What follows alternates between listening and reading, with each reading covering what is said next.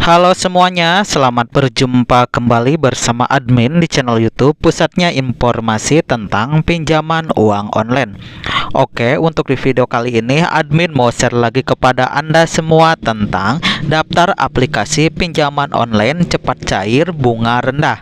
Nah, buat Anda yang mau tahu aplikasi pinjaman online-nya apa saja, kalian tinggal tonton video ini sampai selesai ya. Tapi sebelum mulai ke videonya, admin minta dukungannya dulu buat channel ini. Caranya dengan klik dulu tombol subscribe dan aktifkan juga tombol loncengnya agar Anda semua gak ketinggalan informasi menarik selanjutnya dari channel ini. Oke, berikut ini 5 daftar aplikasi pinjaman online cepat cair bunga rendah.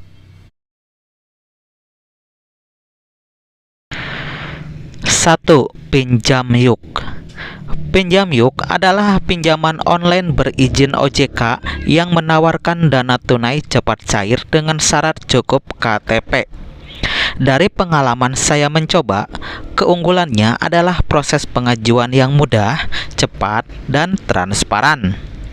Tapi, peminjam perlu memperhatikan dengan cermat soal biaya dan bunga kreditnya di tahun sekarang ini. Pinjam Yuk adalah pinjaman dana tunai yang aman dengan izin resmi OJK. Tenornya 30 hari, limitnya 2 juta, bunganya 0,388% per hari. Suku bunga pinjaman maksimal APR 14% per tahun. Tarif bulanannya 1,166%, proses cepat tanpa survei, hanya KTP dan foto selfie, di mana dalam 24 jam dana cair masuk ke rekening. 2. Uangmi. Aplikasi Uangmi juga menyediakan pinjaman tunai dengan bunga rendah dan tenor yang fleksibel. Proses pengajuan di Uangmi sangat sederhana. Kalian hanya memerlukan KTP dan nomor ponsel yang aktif. Untuk jumlah pinjamannya antara Rp400.000 hingga Rp50 juta. Untuk tenor pinjamannya 91 hari hingga 270 hari.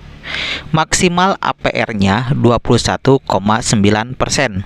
Biaya transaksinya 12,6% hingga 21,6%. 3. Singa. Singa Fintech adalah salah satu platform pinjaman online yang terdaftar dan diawasi oleh OJK. Singa Pinjaman Online menawarkan pinjaman tanpa jaminan dengan limit hingga Rp30 juta dengan tenor mulai dari 91 hari hingga 1 tahun. Singa Pinjaman Online menawarkan bunga flat sebesar 36% per tahun. Biaya-biaya lain yang dikenakan oleh Singa ID Pinjol adalah biaya administrasi sebesar 5% dari jumlah pinjaman.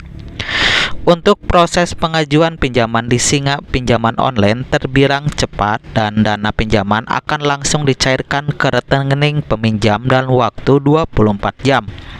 Namun, calon peminjam harus memenuhi beberapa syarat dan ketentuan sebelum mengajukan pinjaman di Singa Pinjaman Online.